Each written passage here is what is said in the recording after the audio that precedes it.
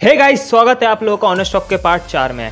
तो यार आज का ऑन स्टॉक मैंने हमारी गवर्नमेंट जो कि भारतीय जनता पार्टी है और जो सबसे बड़ी गलती सरकार ने की है इस लॉकडाउन पीरियड में, आज मैं उन्हीं गलतियों की बात करूंगा।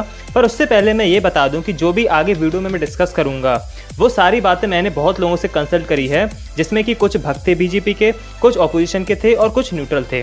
सो बिना देरी की वीडियो शुरू करते हैं और ईयरफोन्स की जरूरत ना है।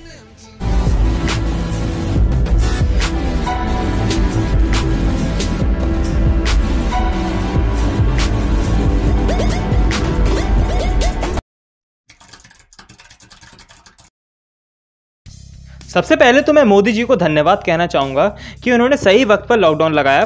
पर मुझे एक बात समझ नहीं आई कि जब देश में 1000 केसेस से कम थे कोरोना वायरस के, तब पुलिस को ऑर्डर्स दिए गए कि कोई भी बाहर घूमता मिले तो उसको पकड़ो, टेस्ट करो। इनफैक्ट बहुत वायरल वीडियोस में पुलिस को लोगों को मारती हुई भी दिखाया गया, क्योंकि वो ज़रूरी था। वो लोग लॉकडाउन के रूल्स तोड़ रहे थे और लॉकडाउन के रूल्स इतने स्ट्रिक्ट थे कि पुलिस ड्रोन की हेल्प से हर इलाके की निगरानी कर रही थी। यहाँ तक कि पुलिस 6-6 मंजिल के घर की छत पर बैठे लोगों को ड्रोन से नज़र रख रही थी और सबको सोशल डिस्टेंसिंग का पालन करने को कह रही थी। पर अब जब हमारे देश में लाखों में कोरोना केसेस चल रहे हैं और रोज काफ़ी लोग पॉजिटिव मिल रहे हैं, तो इस दौरान लॉकडाउन में ढील क्यों दे दी गई? धार्मिक स्थल और शॉप से खोली गई ताकि हमारी इकोनॉमी में धीरे धीरे सुधार आ जाए। पर क्या ये सही डिसीजन था? मोदी जी ने आत्मनिर्भरता की बात कही जो काफ़ी सही थी, पर क्या सोशल डिस्टेंसिंग का पालन उस जगह हो सकता है जिस जगह की रोड की चौड़ाई 10 मीटर हो और वहां पर हर जगह पर शॉप्स खुली हो? तो क्या उस गली में लोग सोशल डिस्टेंसिंग का पालन कर सकते हैं? चौराहे पर ट्रैफिक के चलते क्या कोई सोशल डिस्टेंसिंग का पालन कर सकता है? आप लोग अपनी राय मुझे कॉमेंट्स में ज़रूर बताना।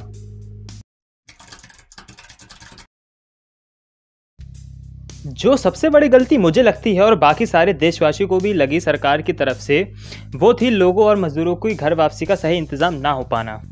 इस खतरनाक बीमारी के चलते लोगों के पास खाने को नहीं था, हर जगह राशन नहीं पहुंच पा रहा था मजदूरों और लोगों के पास, इसलिए वो लोग अपने घर जाने के लिए तड़प रहे थे और सरकार के भरोसे बैठे थे ताकि सरकार उनके लिए घर जाने के लिए बस या ट्रेन का इंतजाम करवाए।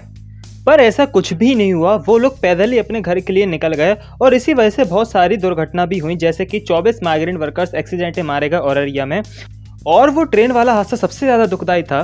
मैं सिर्फ यही पूछना चाहता हूँ सरकार से कि उनकी क्या गलती थी अगर वो अपने घर पैदल जा रहे थे, क्योंकि उनके पास खाने को कुछ था नहीं और सरकार की तरफ से सिर्फ और सिर्फ सेटिस्फेक्शन मिला कि हम लोग आपको घर पहुँचाएंगे, और सब सेटिस्फेक्शन से पेट नहीं भरता है।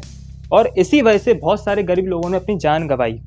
मैं इन सारे हादसे का जिम्मेदार सरकार को ही ठहराता हूं, क्योंकि अगर आप इस करंट सिचुएशन में ट्रेन और बसेस चलवा सकते हैं तो आप उस टाइम भी ट्रेन और बसेस चलवा सकते थे ताकि लोग और मजदूर अपने घर वापस जा सकें। पर सरकार ने देरी से फैसला लिया और इसी वजह से बहुत से मासूमों ने अपनी जान गंवा दी। बहुत लोगों को ये लगता है कि देश कोरोना से धीरे धीरे जीत रहा है, पर मैं आपको एक बात बता दूं कि कल के हेल्थ मिनिस्ट्री के जो अपडेट्स हैं वो ये कह रहे हैं कि अब हम लोग 3 lakh sample per day test करेंगे। मतलब जो केसेस अभी आप लोग देख रहे हैं वो कुछ भी नहीं है अपनी पॉपुलेशन के अकॉर्डिंग, क्योंकि अभी तक देश में टेस्टिंग रेट बहुत ज़्यादा कम है और हमारे पास टेस्टिंग इक्विपमेंट्स की भी बहुत ज़्यादा अधिक मात्रा में कमी है। अगर हम टेस्टिंग रेट को इंक्रीज करें तो कोरोना के पॉजिटिव केसेस और भी ज़्यादा बढ़ेंगे, क्योंकि अभी तक 10% ऑफ पॉपुलेशन की भी टेस्ट नहीं हो पाए हैं और 3 लाख पर डे का मतलब है 90 लाख लोगों की टेस्टिंग 1 महीने में कर पाएंगे।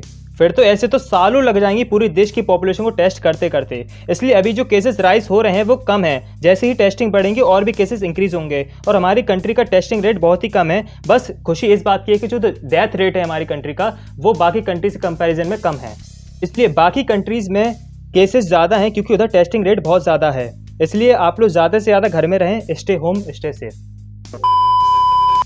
और एक चीज़ मैं आप लोग को और बताना चाहता हूँ जो इस टॉपिक से हटकर है, कि बहुत लोगों का मानना है और बहुत लोग ये कहते हैं कि पीएम केयर्स फंड का पैसा खाया गया। तो मैं उन लोगों को एक बात बता दूं कि कोरोना से पहले हमारे देश में अप्रॉक्स 47,000 वेंटिलेटर्स अवेलेबल थे, पर पीएम केयर्स फंड की वजह से ही हमारे देश में 50,000 वेंटिलेटर्स और लाए गए, और जो काफ़ी हैं अभी कोरोना से लड़ने के लिए। और अगर मैं बात करूं एक वेंटिलेटर की कॉस्ट की, वो होती है अप्रॉक्स 5 लाख रुपीज़। तो आप 5 लाख का मल्टीप्लाई कर सकते हैं 50,000 में और आप समझ जाएंगे कि पीएम केयर्स फंड से कितना पैसा निकाला गया है अभी तक। और बहुत बहुत धन्यवाद उन लोगों का जिन्होंने पीएम केयर्स फंड में अपना पैसा दिया। तो यार आज के ऑन स्टॉक में बस इतना ही। ये सारी बातें मीडिया आपको कभी नहीं बताई, क्योंकि मीडिया तो ऑलरेडी बिक चुकी है। तो यार वीडियो पसंद आया तो उसको लाइक जरूर कर देना, शेयर करना अपने दोस्तों के साथ। वो सब्सक्राइब बटन दिख रहा हो उसको दबा देना, जाके बेल आइकन को भी प्रेस कर देना। लिंक डिस्क्रिप्शन में है मेरे इंस्टाग्राम की, तो जाके मुझे फॉलो कर लेना। तो गाइस मिलते हैं अपनी नेक्स्ट वीडियो में, तब तक के लिए टाटा।